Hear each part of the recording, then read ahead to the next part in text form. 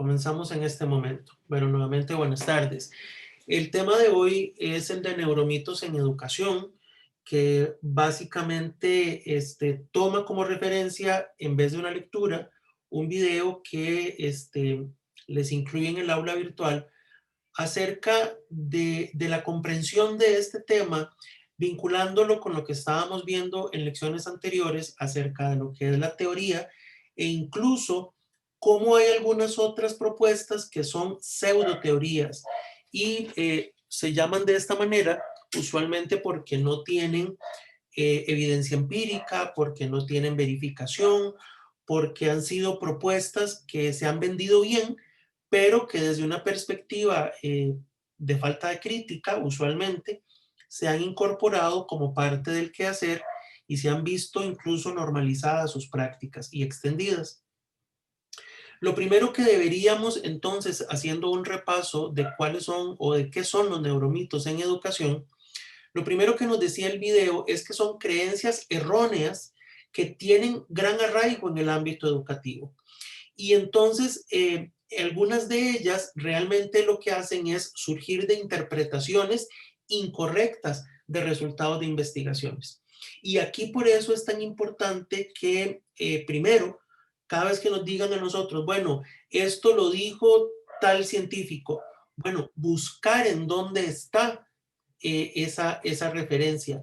Las personas que tienen un carácter académico siempre tienen respaldo de las instituciones de origen. Entonces, no hacen publicaciones sin fecha, no publican sin una afiliación institucional.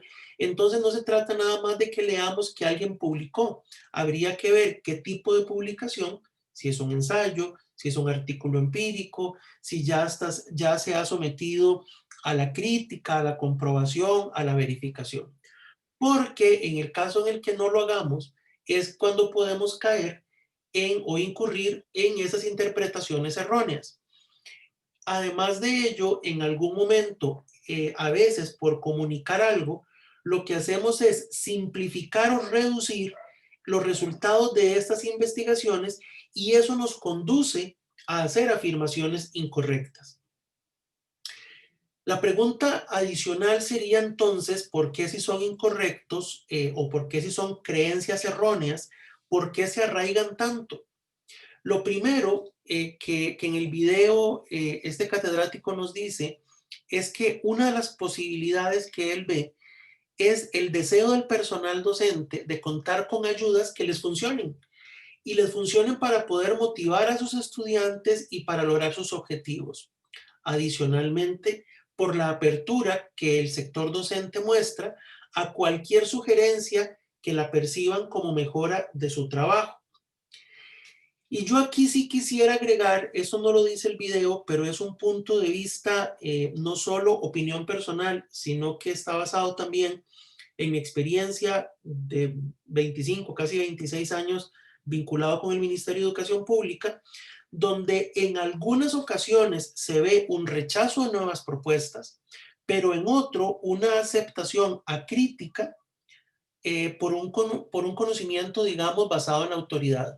En otras palabras, cuando se hacen capacitaciones a nivel nacional o cuando se ofrecen cursos digamos, respaldados por alguna universidad, usualmente la gente lo que hace es toma como con gran euforia, con gran efusividad, lo que les dicen independientemente de criticar o independientemente de revisar si esto tiene o si esas propuestas tienen una debida formulación científica. Y entonces el llamado en este momento es para que ustedes que están en este proceso de formación inicial no acepten nada más, por más que parezca una ayuda, por más que sea lo que crean que beneficie o por más que se los vendan, porque el autor nos hablaba también, el autor de este video, nos hablaba de que es que se vende fácilmente, porque muchas veces la gente prefiere una verdad simplificada que una verdad compleja. En otras palabras, si sentimos que funciona y es más fácil que estar teorizando y que estar leyendo y que estar fundamentando, usualmente nos encontramos con gente que acepta casi que ciegamente, casi que con fe, cualquier propuesta para el ámbito educativo. Pero si en este curso estamos hablando de la educación como una ciencia y de la teoría como parte de este quehacer académico y profesional, entonces no podemos creer, primero, en verdades que sean absolutas y que no admitan réplica. Y además de ello, cada vez que algo se nos venda con gran facilidad, es algo en lo que deberíamos tener cierta desconfianza. Gloriana.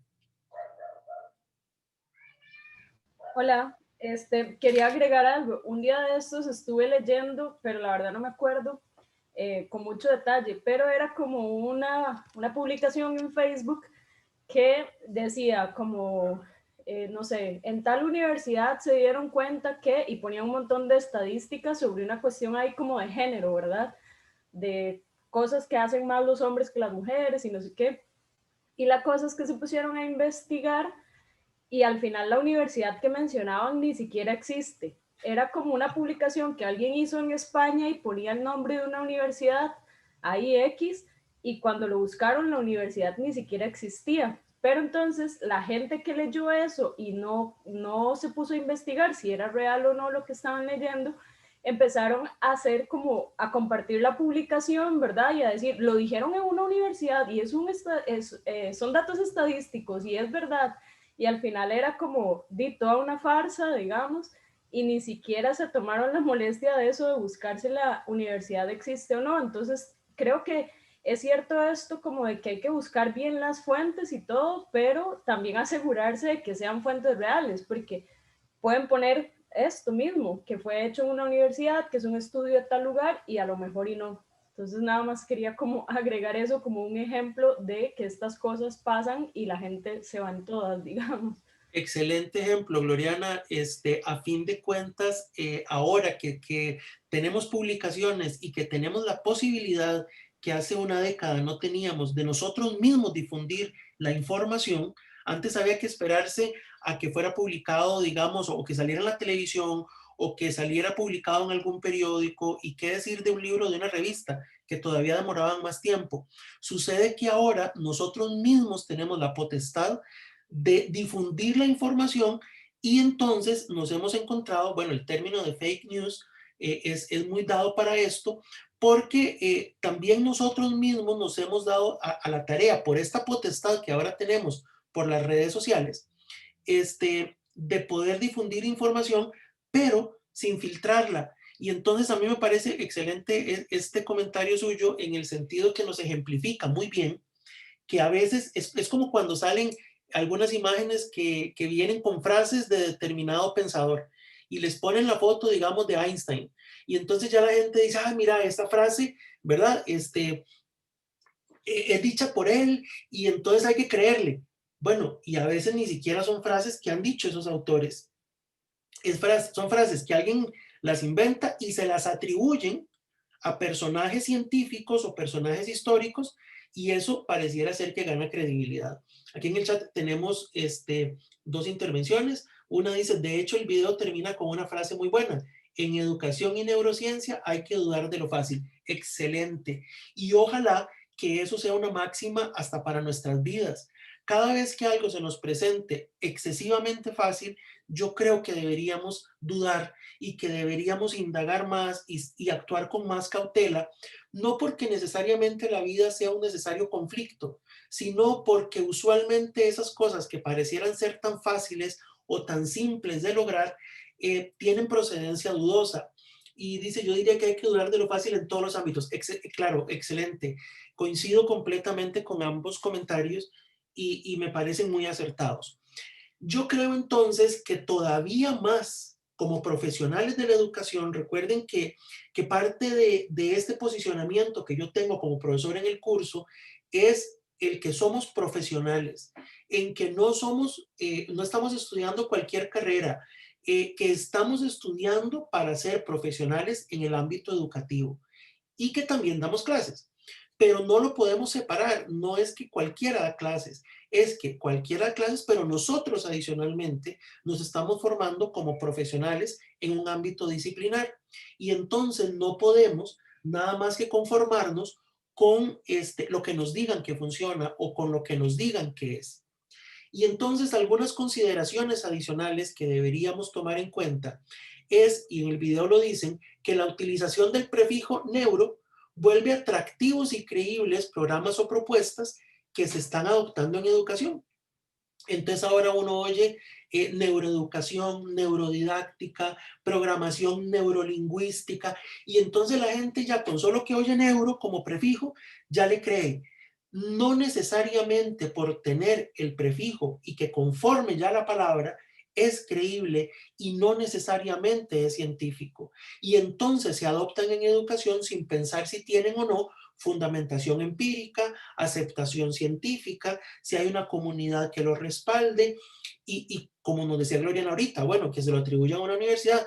Primero hasta hay que ver si la universidad existe y qué credibilidad académica tiene, cuál es su producción intelectual.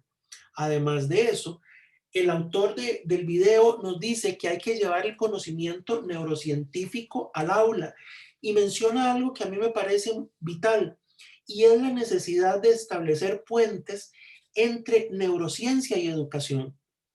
Entonces, es llevar el conocimiento neurocientífico al aula, pero donde la investigación en neurociencia revise primero qué es lo que necesitamos los docentes comprender de lo que sucede en el aula, de cómo aprenden mejor y más las personas, de cuáles son las estrategias basadas en estudios científicos que nos permitan, pero estudios científicos serios, que nos permitan mejorar nuestras prácticas docentes. María Fernanda. Bueno, yo quería comentar con esto mismo que usted estaba diciendo, profe, que en el video también se decía, como, ¿verdad?, de la importancia que desde las aulas nosotros también podamos hacer como una retroalimentación o dar pistas, ¿verdad?, de lo que pasa para que la neurociencia pueda dar respuestas o pueda continuar con sus investigaciones, ¿verdad? Y entonces cuando se planteaba esto, yo pensaba en la importancia que tendría para el sistema educativo en general, que los docentes hiciéramos más investigación, que los docentes pudiésemos tener más tiempo para este tipo de cosas, para tomar anotaciones, para llevar un control, un diario, o sea, como de muchas observaciones que pasan y que nosotros podríamos pues plantear incluso mejoras o aspectos que se deberían de investigar, pero pienso que en un sistema educativo tan cargado o tan lleno de, no sé cómo decirlo, de obligaciones o de trámites, ¿verdad? Que cada vez es más y que los docentes cada vez tenemos más grupos y menos tiempo y todo esto, ¿verdad? En lo imposibilitante que es esto para nosotros. Entonces, no sé, me parece como una buena reflexión o un buen aspecto, pues que nosotros también tengamos eso en cuenta, ¿verdad? Creo que la mayoría de docentes no publicamos, no hacemos investigación y eso es necesario y es importante también que venga desde nosotros que estamos dentro de un aula. Coincido con usted, María Fernanda, y agrego un par de cosas más. Lo primero es la necesidad de que no seamos simples receptores de lo que otros hacen. Creo que si estamos en un proceso académico y en un proceso universitario, y en una facultad, digamos, que es la Facultad de Educación de la Universidad de Costa Rica, deberíamos dejar de ser solamente el receptor de lo que los demás hacen, ya sea publicaciones, ya sea propuestas, ya sea proyectos, sino que participar activamente de eso. Coincido también en que el sistema educativo nacional está plagado de trámites, es un asunto de tramitología que muchas veces es preferible, digamos, para la parte administrativa, que un docente se dedique a completar expedientes que hacer una sistematización de su práctica docente. Y yo creo que es muchísimo más importante el que podamos nosotros dedicarnos a sistematizar, porque tenemos que ser realistas en esto. La magia sucede en cada aula, no sucede en lo que está plasmado en un documento curricular.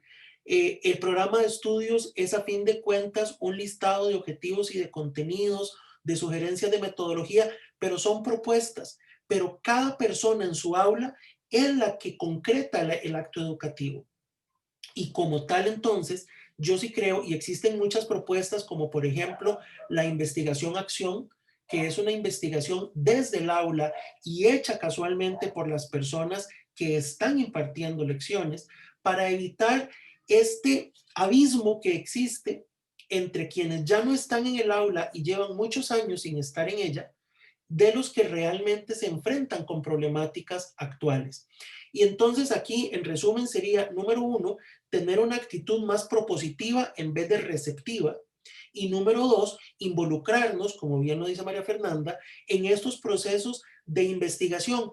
Es muy lamentable que gente que dura muchísimos años en la universidad y luego muchísimos años en el ámbito laboral, la única investigación que hagan o que han hecho en sus vidas sea cuando hacen la tesis. Y equiparar investigación a una tesis es incorrecto.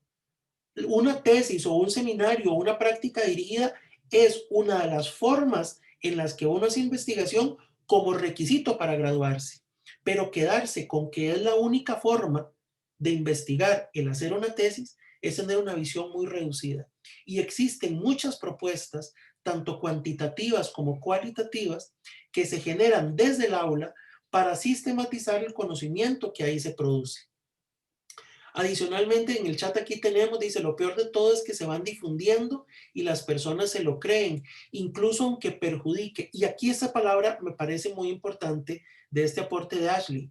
Es cierto, yo creo que en el video más bien predomina una actitud muy optimista, pero también tenemos que tener cuidado de que muchas veces lo que estamos haciendo es adoptar estrategias y prácticas que resultan perjudiciales. Y en el video lo mencionan, claro, hay a veces un sobreestímulo en edades tempranas que en vez de beneficiar, más bien lo que hace es originar ansiedad, falta de atención y concentración, y por creer, ¿verdad? Porque es una creencia y es errónea, que en los 3 primeros años de vida lo que hay que hacer es una sobreestimulación.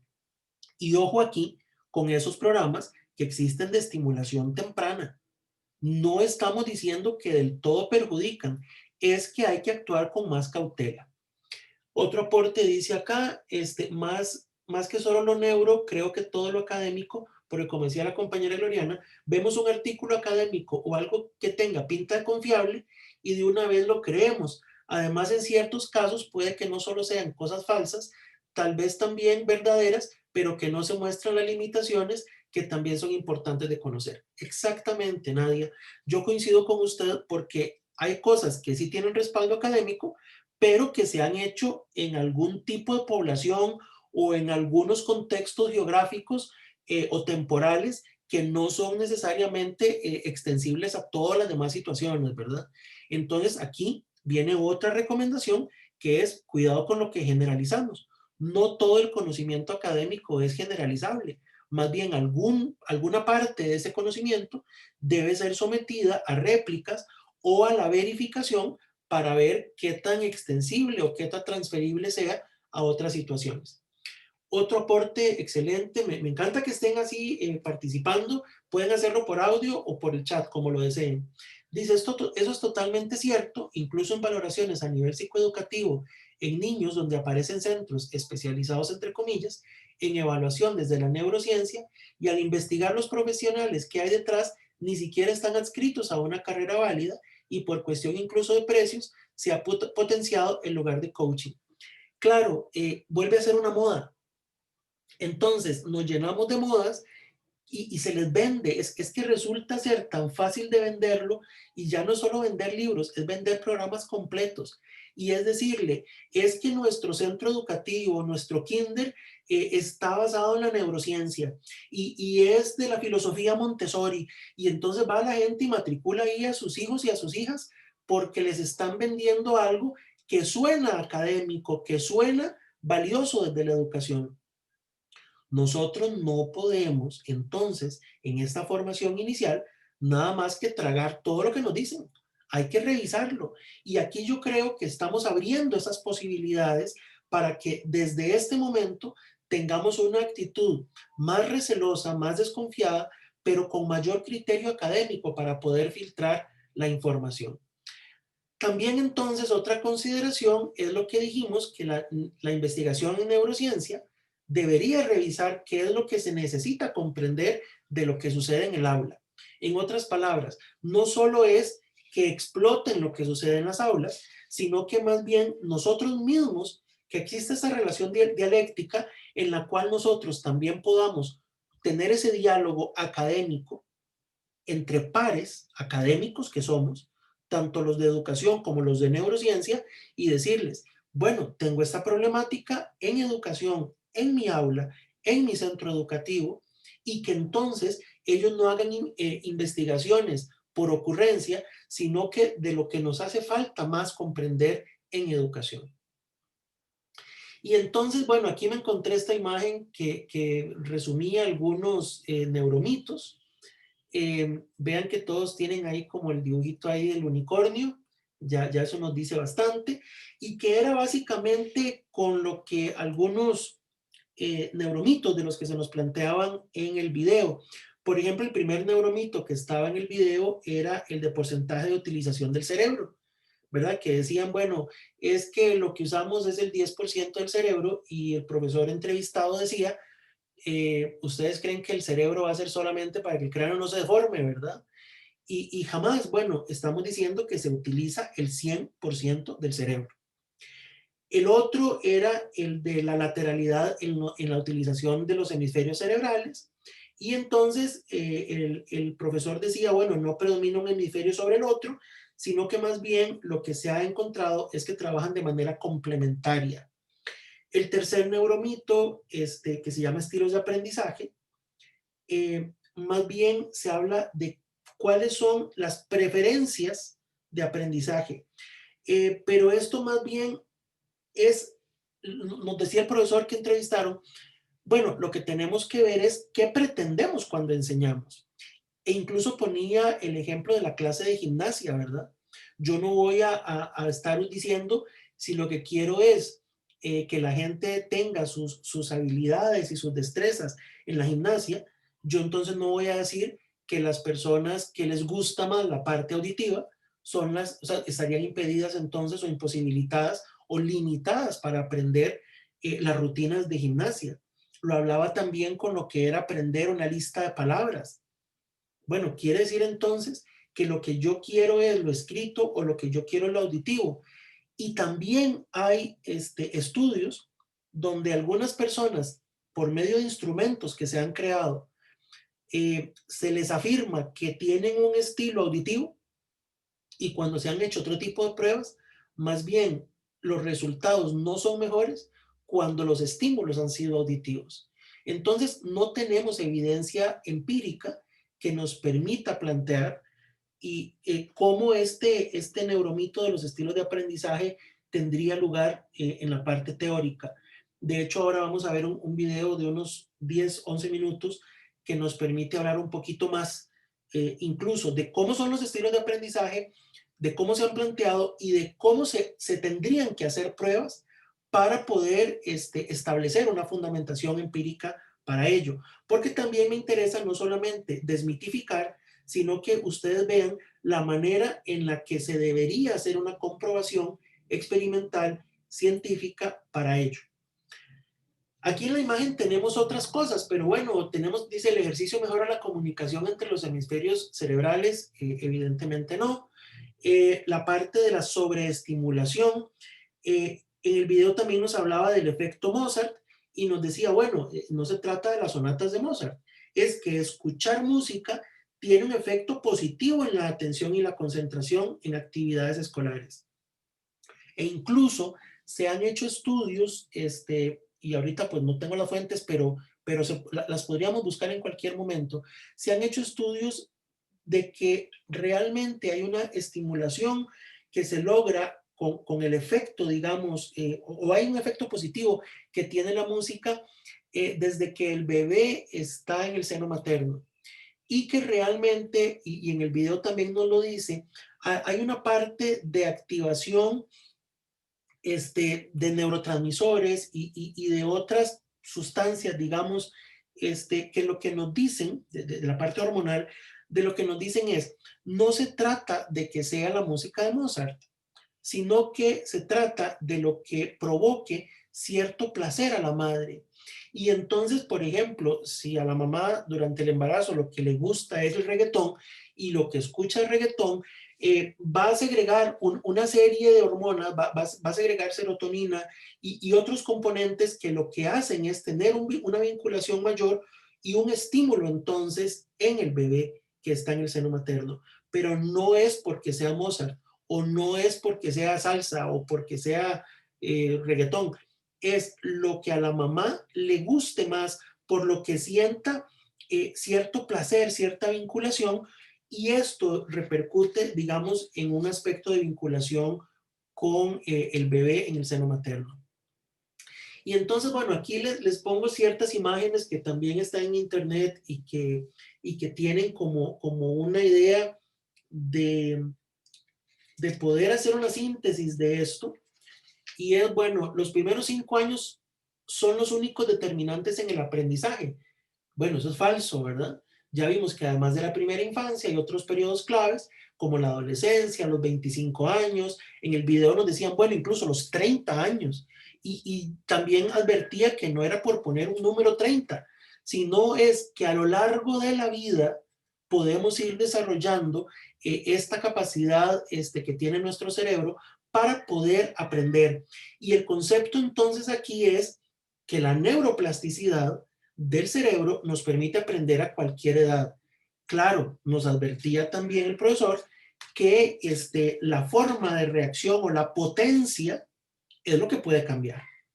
Entonces, sí se puede aprender. Ya hemos postulado la educación a lo largo de la vida y estamos diciendo que podemos aprender. Entonces, el hecho de decir cuáles son los años determinantes para poder aprender no son necesariamente ni los 3 ni los 5 primeros.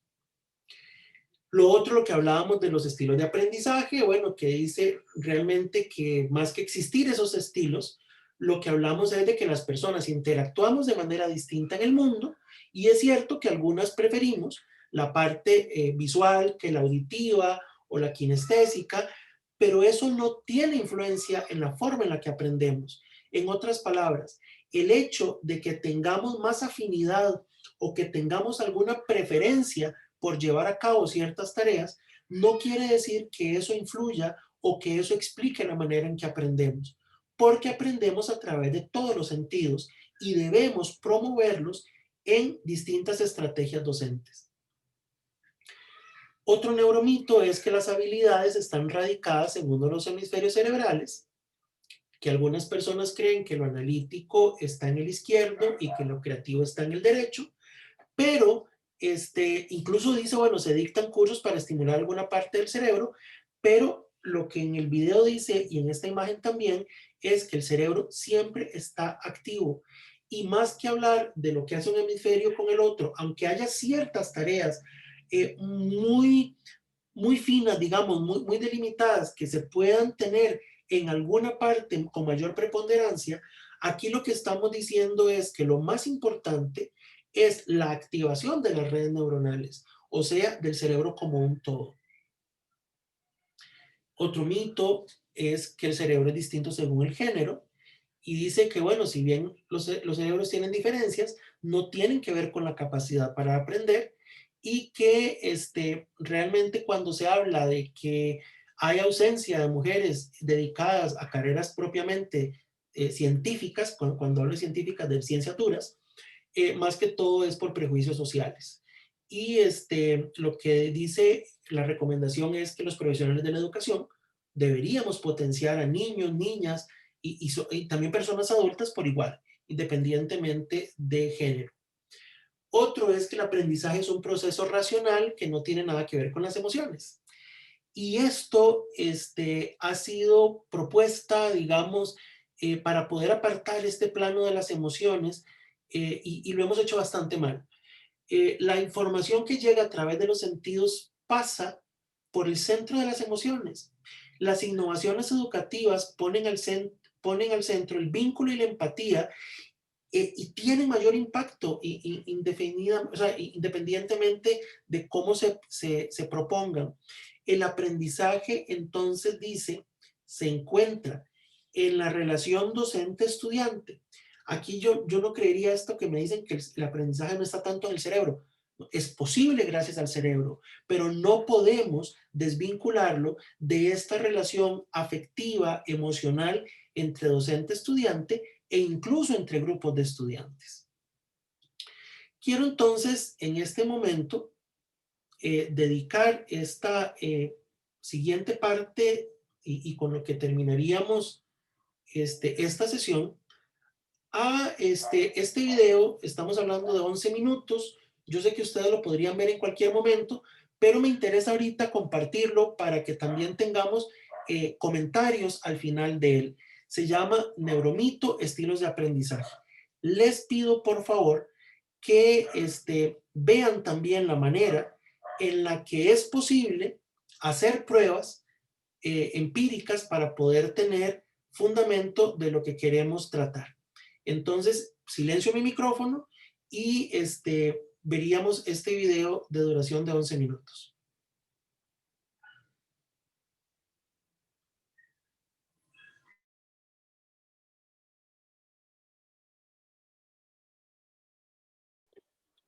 Profe, yo creo que no se escucha. La idea de que haya personas que prefieran aprender de manera visual, auditiva o kinestésica, y que inclusive deberíamos apoyar el tener material específico para cada gusto. ¿Acaso esto es un problema? ¿Qué no deberíamos todos apoyar los estilos de aprendizaje distintos? Pues en realidad sí es un problema. Y no deberíamos todos apoyar este neuromito.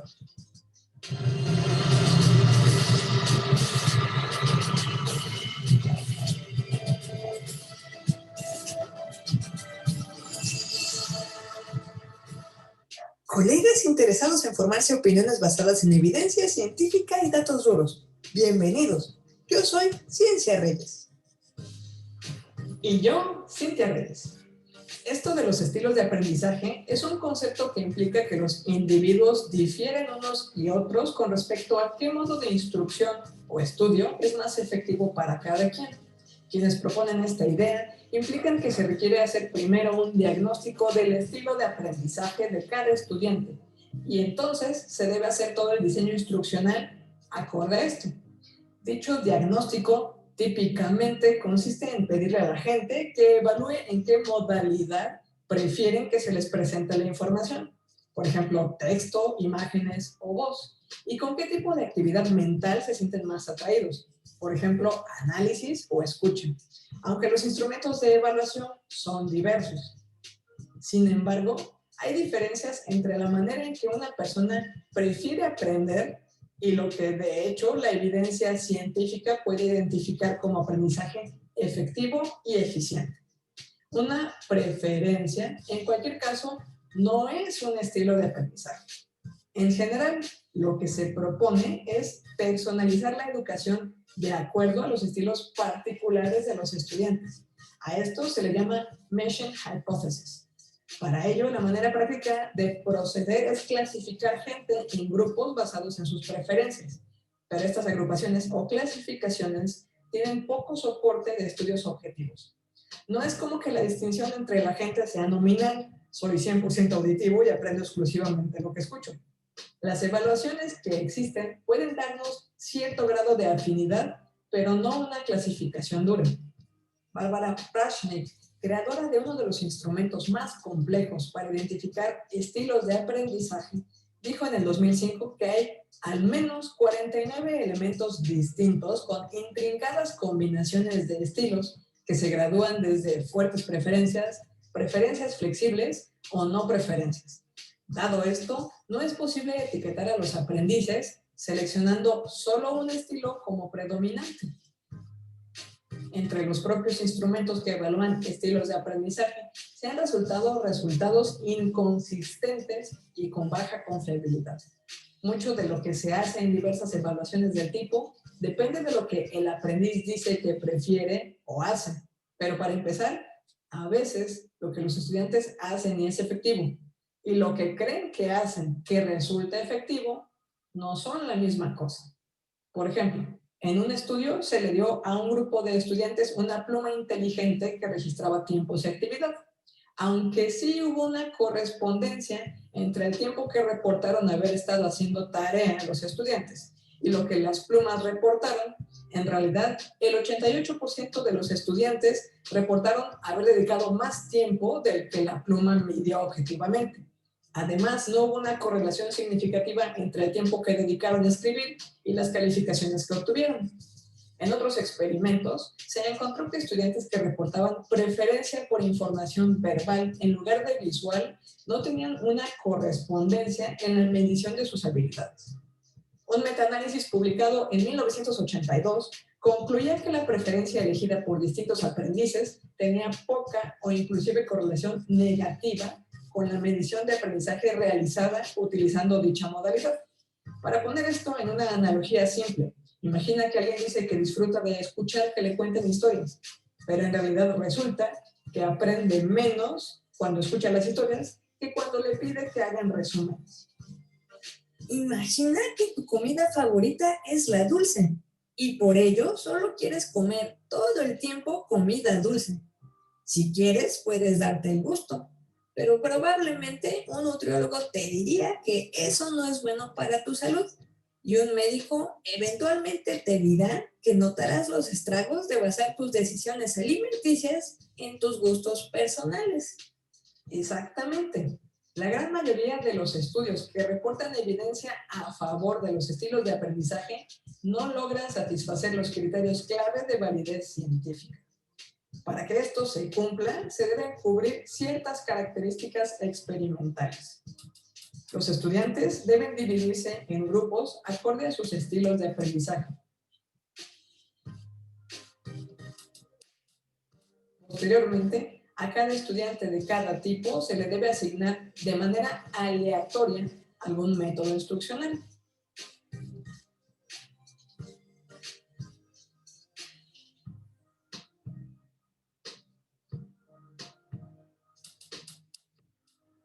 Todos deben evaluarse con el mismo instrumento objetivo.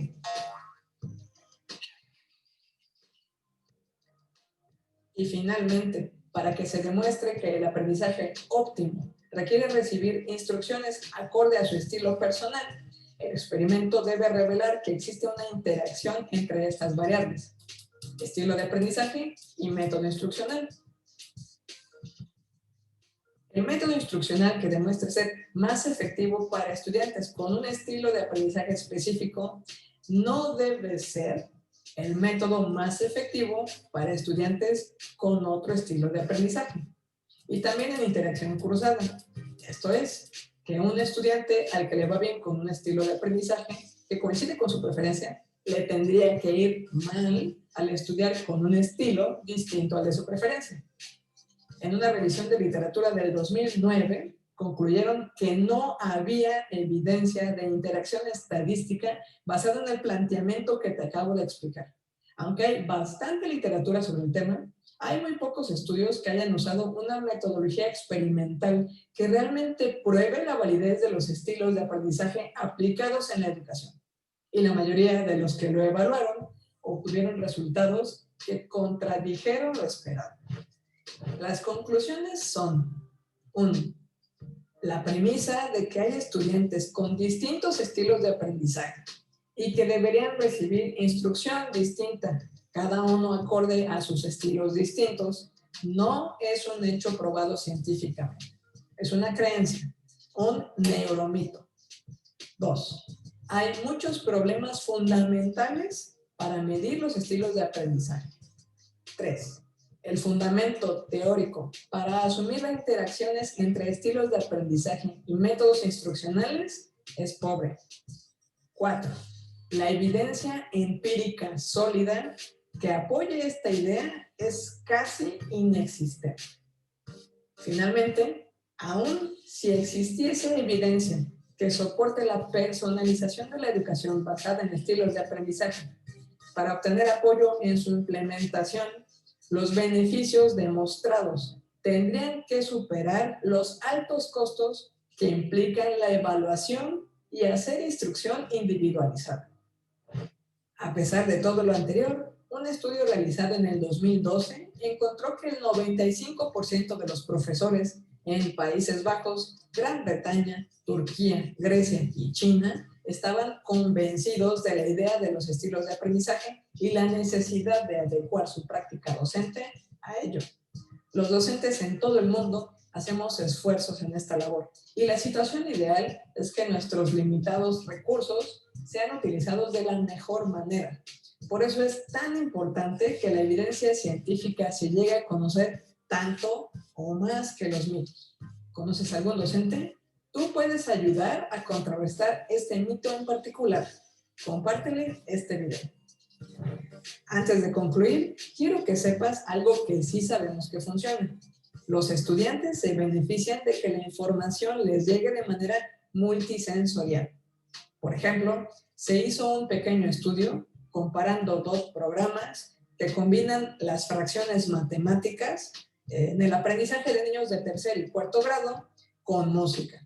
Uno se llama Academic Music y en él los niños practican aplaudiendo con tambores o cantando.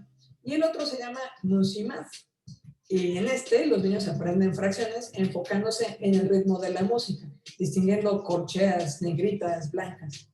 De hecho, te puedo compartir en una tarjeta el resumen de este estudio comparativo. Y sobre el hecho de usar más de un sentido a la vez para explicar un tema, también hay estudios. En este otro video te explico los principios de diseño multimedia que se basan precisamente en estudios científicos e incluyen esta como una de las recomendaciones clave al diseñar multimedia para videos educativos. Si te gusta mi contenido y crees que tus amigos o conocidos podrían encontrarlo útil, apoya este canal compartiendo su contenido y suscríbete. Recuerda.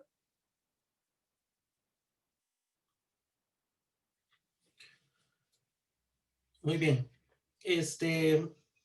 Me gustaría entonces algunas opiniones con respecto a este video que acabamos de ver y de escuchar.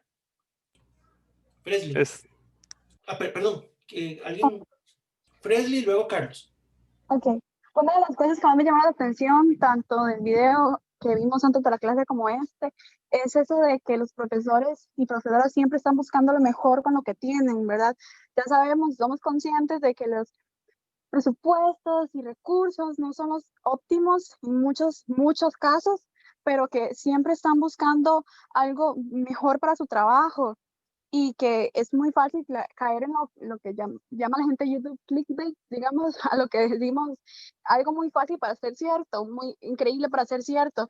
Entonces es importante ver como esa buena intención, porque muchas veces no es, la gran mayoría de veces no está hecho con mala intención para nada. Incluso puede, como en el caso de esto, las inteligencias múltiples y de los diferentes estilos de aprendizaje, generar más trabajo, pero no se nos da la información correcta o no tenemos la cultura de investigación para darnos cuenta de lo que es verdad y lo que es no. Y como dice el señor de la entrevista, que me olvidó el nombre, perdón, se cae muy fácil.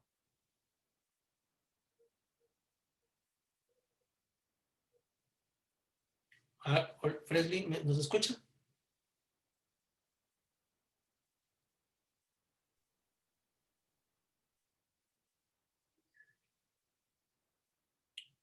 Hola, hola. ¿Me escuchan? Sí, por un momento sí, perdí el audio, pero ya ahorita sí la escucho bien. Ok, ¿por dónde me quedé? Cuando nos hablaba de que, bueno, no siempre nos da la información, pero que tampoco se trata de que sea con mala intención, sino de lo que tenemos nosotros que asumir, digamos, revisar más lo que se nos ofrece. Sí, exactamente, que hay cosas que nos generan incluso más trabajo, como lo que es las inteligencias múltiples o los diferentes estilos de aprendizaje, como en este video que nos dice que, ok, tengo que pensar a estudiante por estudiante qué le enseño y genera más trabajo, pero que es eso, que las personas están buscando siempre ser lo mejor caso óptimo, ¿verdad? Pero que no se nos da la información sobre lo que realmente es cierto y no, tampoco tenemos la cultura de investigación, lo cual es muy importante para saber qué es cierto y qué no. Y como se decía en el video, es muy fácil caer en lo que dice neuro, en lo que tiene el prefijo neuro, porque suena fantástico. Claro, muy bien. Y es cierto que también tenemos que ver como profesionales que no solo podemos estar regidos por la buena intención, sino que también tenemos que revisar, que indagar un poco más. Ashley nos dice en el chat, bueno, y saber que los test vocacionales siempre preguntan cuál es el estilo de aprendizaje de uno. Es un reduccionismo para el aprendizaje. Siempre nos mantenemos entonces, dice aquí, como decía en la entrevista, es mejor complementar y compartir ideas entre educadores y neurocientíficos. Querer implementar estrategias basadas en la neurociencia no está mal, lo malo es no tener un respaldo que compruebe nuestro trabajo. Muy bien, estoy muy de acuerdo también. Carlos, ¿tiene usted la palabra? Bueno, muchas gracias, profe, y buenas tardes o buenas noches, déjenme ver. Ok, buenas tardes a todos. Y bueno, sinceramente pienso que todo esto se da, bueno, más que todo entre profesores, incluso los estudiantes que afirman de que tienen un método de aprendizaje, pero ya debido a cómo se lleva las clases. ¿Por qué? Porque, por ejemplo, en algunas clases siempre sea, no sé, llega la profesora, ya escribe en la pizarra y todo siempre lo mismo.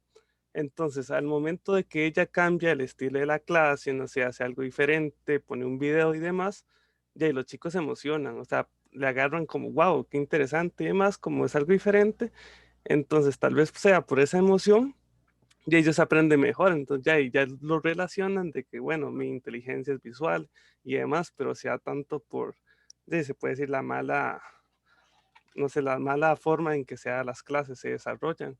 Entonces ya como la profesora ve que tiene mejores resultados, sí, también se cree un parte como ese cuento de ahí, pero y por eso se difunde tanto los neuromitos, por esa emoción que le genera a la gente, pero ya también es que no investigan nada. Claro, muy bien, Carlos. Y además de eso, yo lo que creo es que en el video de este último, en el anterior también, pero en este último también nos dicen, bueno, es que la gente aprende mejor todavía cuanto más diversos sean los estímulos. Entonces, podemos basar nuestra propia práctica profesional, nuestra práctica docente, en estimular de manera diferente a las personas, no siempre haciendo lo mismo. Y eso va a provocar incluso emociones, va a provocar placer, pero no se trata entonces de que sea la forma en la que la gente aprende. No nos explica cómo aprenden las personas. Lo que hacen es, o lo que podemos hacer es ofrecer una diversidad de formas de trabajo para que el aprendizaje sea más agradable y con ello más efectivo. Aquí en el chat dice, yo creo que también hay un problema en querer apropiarse de conocimientos de otras áreas sin la adecuada capacitación. Por ejemplo, cuando hay docentes que también se las dan de psicólogos, diagnosticando a los chicos con déficit atencional y ahora su trastorno del espectro autista, solo porque han medio escuchado esas cosas y ven algunos rasgos en los estudiantes.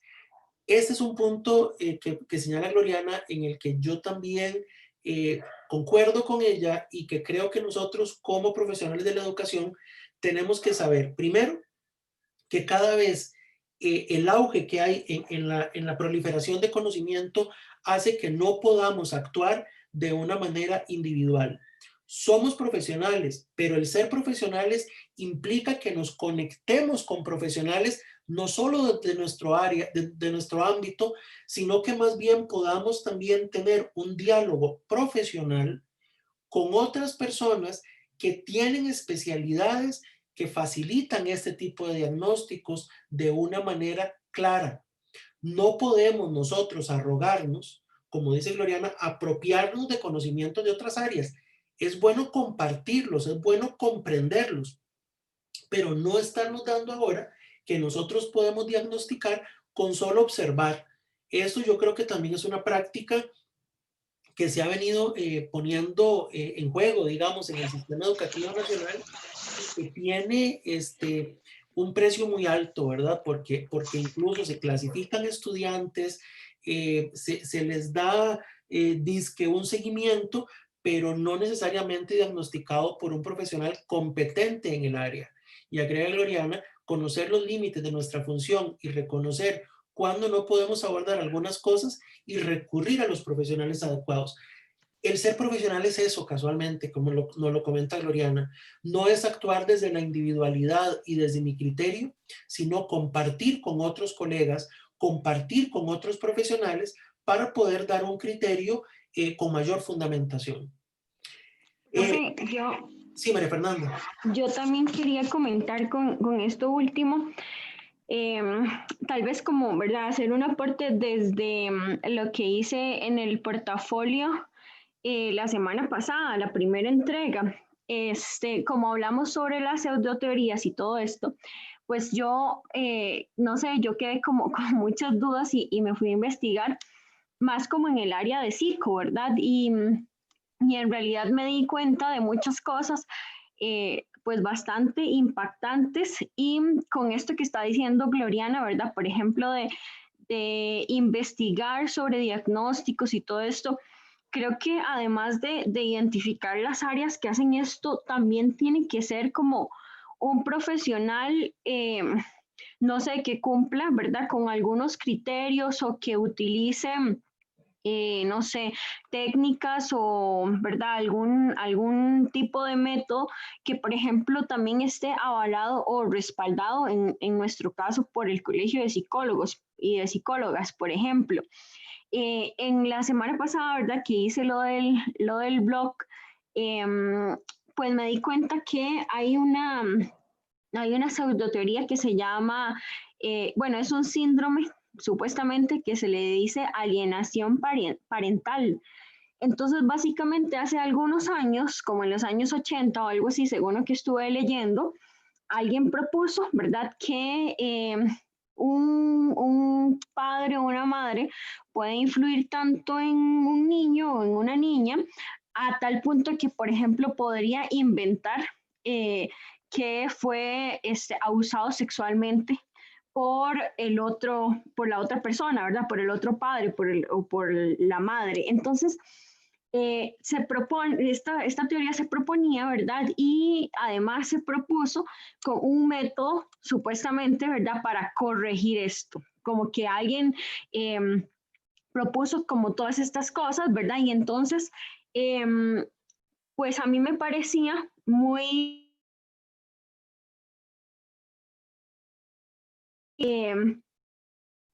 identificar estas teorías, y yo me preguntaba, bueno, ¿cómo sabemos, verdad, entre los mismos incluso psicólogos, que esto es una teoría que propusieron, que alguien se sacó de la manga y que se la inventó, y esto por supuesto que no tiene ningún fundamento y tampoco tiene ninguna validez? Entonces, me parece importante con todo esto, pues rescatar que también, aunque las personas que establecen eso o que proponen esto sean supuestamente profesionales en una área, también es como, ¿verdad?, de nuestra parte ser críticos y críticas y analizar cuál profesional o qué tipo de profesional estamos, a quién le estamos consultando, o a quién estamos solicitándole algún informe o alguna información.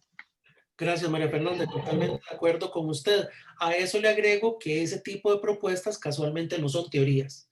Las teorías requieren de una comprobación, de una validación, de evidencia empírica, y no solamente, como dice usted, de algo que se sacan de la manga, y por ello casualmente no son teorías. Muy bien. Mari, ¿tiene la palabra? Gracias. Que yo les quería comentar, ¿verdad? También con esto, ¿verdad? Con lo que estábamos hablando, que a mí me parece muy importante el lugar que nosotros vamos a ejercer como docentes, pensando también un poco en la formación que yo tuve desde la posición mía ya de estudiante, en este caso de la carrera de psicología, porque muchas, ¿verdad?, de estas pseudoteorías en algún momento, en aquellos años, y entrar en detalle de los años en los que estuve, de verdad, llevando, por ejemplo, bachillerato, fueron vistas como una teoría. Y con el tiempo, ¿verdad? Y más que todo en la investigación ya de uno y en la calle, uno empieza a ver otras posibilidades, a ahondar más en otros temas y darse cuenta que esa no era una teoría, ¿verdad? Y que era tal vez un posicionamiento incluso hasta personal del docente, pero en su momento, al ser un docente, tal vez que uno lo admire, ¿verdad?, por su función, uno simplemente lo asume, ¿verdad? Y se adhiere a eso y es hasta tiempo después que tal vez se da cuenta o se confronta, lo investiga o quizás no se da cuenta, ¿verdad? Y lo sigue replicando. Entonces eso, más allá, ¿verdad? Me llega como que me queda ese lugar, ¿verdad? Que nosotros ejercemos en muchísimas, ¿verdad? En muchísimas posiciones como docente, muchísimos temas y cómo, ¿verdad? Es de importante hacer conciencia sobre eso, que no sabemos la palabra que nosotros digamos frente a un grupo de estudiantes, hasta dónde va a generar un peso y dónde va a ser tomada como un hecho veraz y la importancia y la responsabilidad ética que tenemos con eso. Excelente, Mari. Y esto quizás se resume en reflexión crítica. Nosotros como profesionales de la educación y en esta etapa de formación inicial, tenemos que tener esa actitud que no solamente sea, como les decía, de recibir lo que nos dan, sino también de recibirlo, pero desde un punto de vista de reflexión y de análisis críticos. No podemos nada más por un conocimiento de autoridad, por alguien que uno admira, como usted bien lo decía, ya de una vez creerle. Y lo que también nos hablaba ahora María Fernanda, bueno, y hay que ver desde dónde es que se producen las cosas, qué aval tienen, qué reconocimiento, qué métodos y qué técnicas emplearon casualmente para proponer ciertas cosas, para ver si acaso se consolidan como teorías. Y creo que entonces aquí todo se resume en análisis y también reflexión críticas y además de eso, responsabilidad profesional. Somos profesionales, entonces tenemos que actuar y que formarnos como tales. Creo que ese es un muy buen cierre de esta sesión. Yo les agradezco mucho el tiempo, espero que hayan disfrutado la sesión y me gustaría unos 2, 3 comentarios acerca de la utilidad que esta sesión ha tenido en este proceso que estamos llevando con respecto al curso. ¿Les escucho o les leo por el chat? Presley. Profe, creo que este tema, bueno, esta semana en específico, bueno, me imagino que más adelante veremos temas igual de interesantes, pero es como quitarnos un poco la venda de los ojos de muchas cosas que hemos creído durante mucho tiempo, que sinceramente hay ciertos mitos que yo hasta hoy me di cuenta que eran mitos, ¿verdad? Entonces, dejarnos como la semillita de investigar más allá de lo que nos dicen, creo que es como lo que más importante de esta clase. Gracias, Presley. ¿Alguna otra opinión? Dice aquí en el chat también, creo que nos ha abierto los ojos y nos ha hecho más conscientes de la enseñanza y sus mitos. Claro, porque la idea es ver cómo podemos ser profesionales responsables. Muy bien, Jerlyn.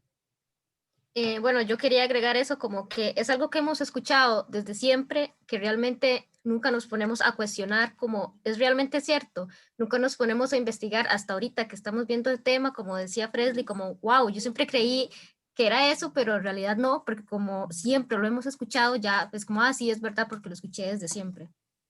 Claro, la reflexión crítica, volvemos con esto y el poder indagar un poco más.